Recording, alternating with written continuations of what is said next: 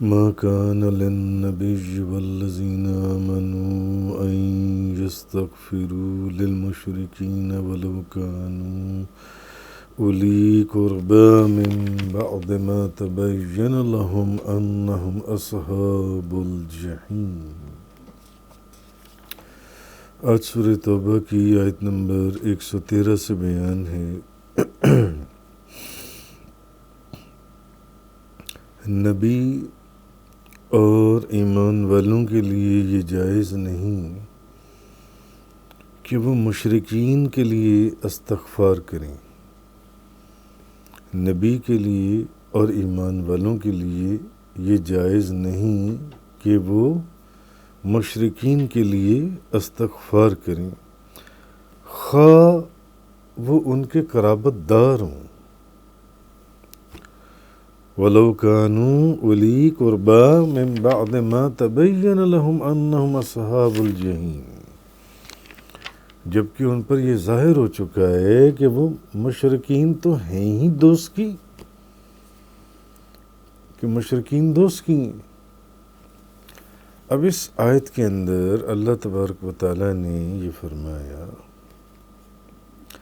آیت نمبر 113 کے اندر،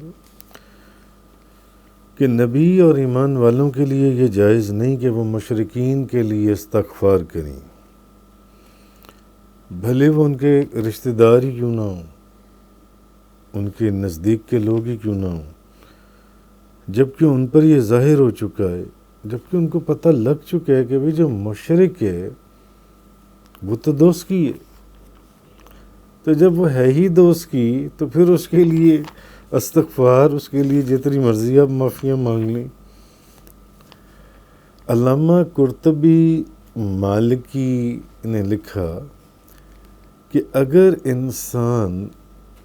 اپنے کافر ماں باپ کے لیے دعا کریں، کسی شخص کے ماں باپ کافر ہوں اور وہ اس کے لیے دعا کرے، مشرک ہوں، کافر ہوں، تو وہ اس کے لیے دعا کرے تو اس میں کوئی حرج نہیں ہے، علامہ قرطبی فرماتے ہیں۔ تو پھر یہ کن کے لیے فرمایا جا رہا ہے کہ کسی نبی یا مومنوں کے لیے یہ ان کو نہیں چاہیے کہ وہ کسی مشرک کے لیے دعا کریں، بھلے وہ قرابت دار ہی ہوں، یعنی جو مشرک، اب دیکھنا یہ پڑے گا کہ وہ مشرک زندہ ہے یا مر چکا ہے۔ زندوں کے لیے دعا کی اجازت دی گئی ہے، مگر جو مر گئے ان کے لیے نہیں، مشرک، بات مشرک کی ہے۔ تو علامہ قرطبی مالکی لکھتے ہیں کہ اگر کسی شخص کے ماں باپ کافر ہوں تو اپنے کافر ماں باپ کے لیے دعا کرنے میں کوئی حرج نہیں ہے، وہ بھی تو آپ کے قرابت داروں میں سے ہی ہیں نا۔ ماں باپ اگر کافر ہیں تو ان کے لیے دعا کرنے میں کوئی حرج نہیں ہے، ہاں بشرطے کہ وہ زندہ ہوں، تو ان کے لیے معافی مانگتا رہے، استغفار کرتا رہے۔ البتہ جو شخص مر چکا ہو، جو بندہ مر گیا اور حالت کفر میں مرا، اب اس کے اسلام لانے کی کوئی امید ہے نہیں ہے نا، وہ تو کفر کی حالت میں مرا ہے وہ شخص، اس کے لیے دعا نہیں کی جائے گی۔ یہاں اس کا ذکر ہو رہا ہے اس آیت کے اندر، اس کے لیے دعا نہیں کی جائے گی۔ یہ جو فرمایا کہ ما کان للنبی والذین آمنوا ان یستغفروا للمشرکین ولو کانوا اولی قربی من بعد ما تبین لهم انہم اصحاب الجحیم، کہ نبی اور ایمان والوں کے لیے یہ جائز نہیں ہے کہ وہ مشرکین کے لیے استغفار کریں، دعا کریں، اور وہ بھلے وہ ان کے قرابت دار ہی کیوں نہ ہوں، جبکہ ان پر ظاہر ہو چکا کہ وہ مشرکین دوست کی ہیں۔ تو اس کا مطلب ہے کہ یہاں ان مشرکین کا ذکر ہو رہا ہے جو مر چکی ہیں، ان کے لیے دعا کرنے سے منع کیا گیا۔ کیوں؟ وہ تو مرے ہی مشرک، وہ تو مرے ہی کافر، تو جو کافر مرے یا مشرک مرے اس کے تو اب ایمان لانے کی بات ختم ہو چکی ہے، وہ تو اب اسلام نہیں قبول کر سکتا، وہ تو معاملہ ختم ہو گیا، اس کے لیے دعا کرنے سے منع کیا گیا۔ ہاں جو زندہ ہو اس کے لیے دعا کی جا سکتی ہے کہ یا اللہ، یہ جو کوئی بندہ اپنے ماں باپ کے لیے، کسی کے لیے بھی، بھلے وہ مشرک ہی کیوں نہ ہو، کہ یا اللہ ان کو ہدایت کا راستہ دکھاتا کہ یہ بھی اسلام قبول کر کے کلمہ پڑھ کر مسلمان ہو جائیں جو ان سے۔ تو حضرت ابن عباس رضی اللہ تعالی عنہما نے فرمایا کہ مسلمان اپنے مردوں کے لیے استغفار کرتے تھے، تو تب یہ آیت نازل ہوئی۔ تو اس آیت کے نازل ہونے کے بعد پھر انہوں نے اپنے مردوں کے لیے استغفار کرنا چھوڑ دیا۔ مگر یہاں پھر بات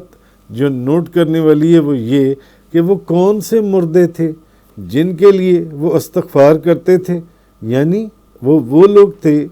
جو حالت شرک یا کفر میں مرے تھے۔ حالت شرک یا کفر میں، بھئی جو بندہ مر چکا ہے وہ تو اب اسلام قبول کر ہی نہیں سکتا، وہ تو اب کلمہ پڑھ کر ایمان نہیں نہ لائے گا، تو ان کی بات ہو رہی ہے۔ تو حضرت ابن عباس رضی اللہ تعالیٰ عنہما نے فرمایا کہ مسلمان اپنے مردوں کے لیے استغفار کرتے تھے، تو یہ آیت نازل ہوئی۔ تو اس آیت کے نازل ہونے کے بعد انہوں نے اپنے مردوں کے لیے استغفار کرنا چھوڑ دیا، یعنی بند کر دیا۔ وہ کون سے مردے تھے؟ جو مشرک تھے، جو مرے تھے تو مشرک مرے تھے، جو مرے تھے تو حالت کفر میں مرے تھے، تو وہ تو ہیں ہی دوست کی، ان کے لیے۔ اور ان کو زندہ مشرکین کے آگے فرماتے ہیں کہ زندہ مشرکین کے لیے استغفار کرنے سے منع نہیں کیا گیا۔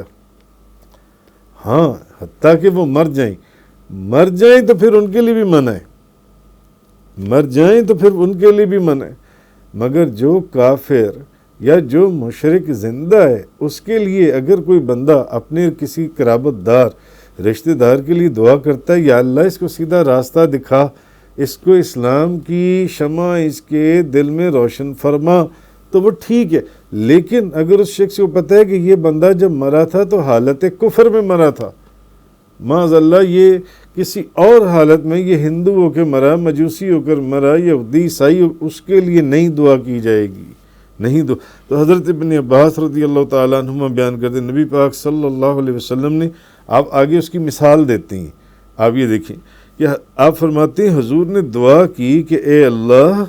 اسلام کو ابو جہل بن ہشام یا عمر بن خطاب سے عزت عطا فرما۔ تو جب حضور نے یہ دعا فرمائی اس وقت وہ دونوں مشرک تھے، کافر تھے۔ تو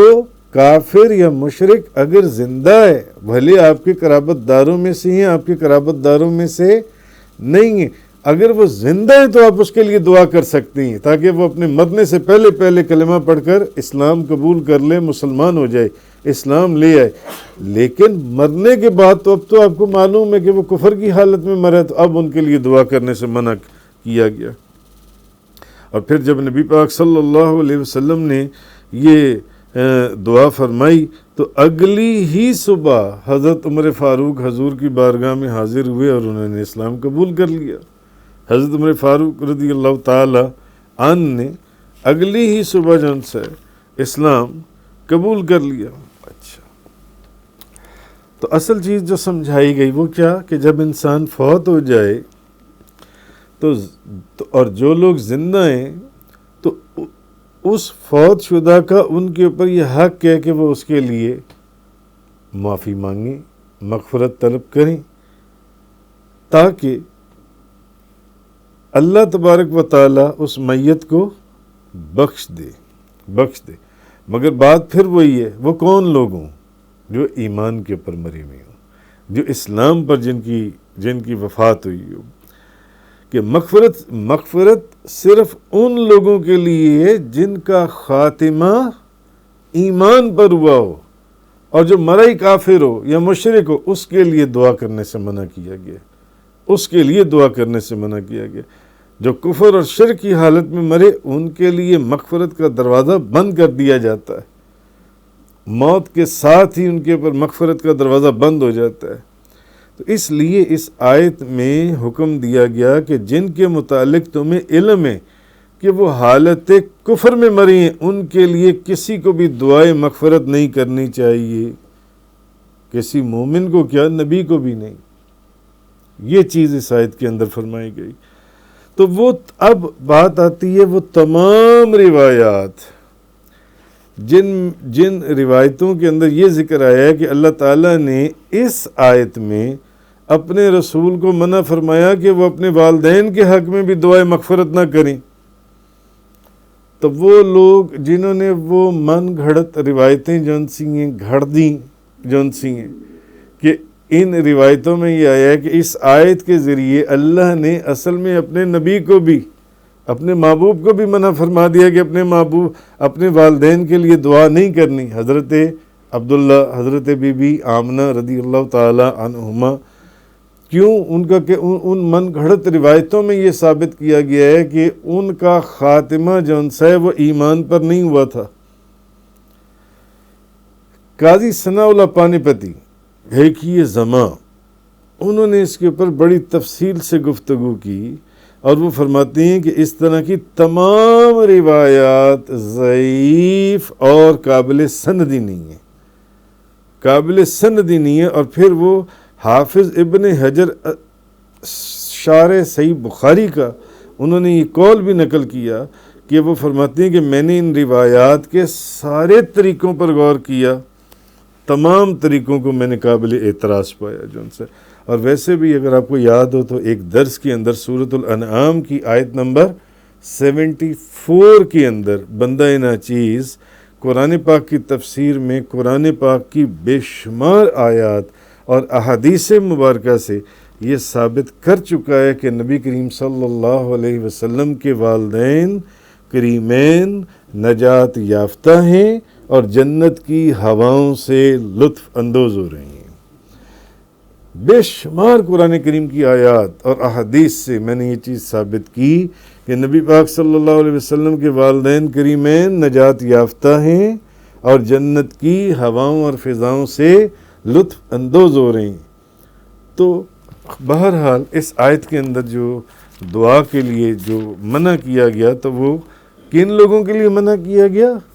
جن کا خاتمہ کفر کے اوپر ہوا،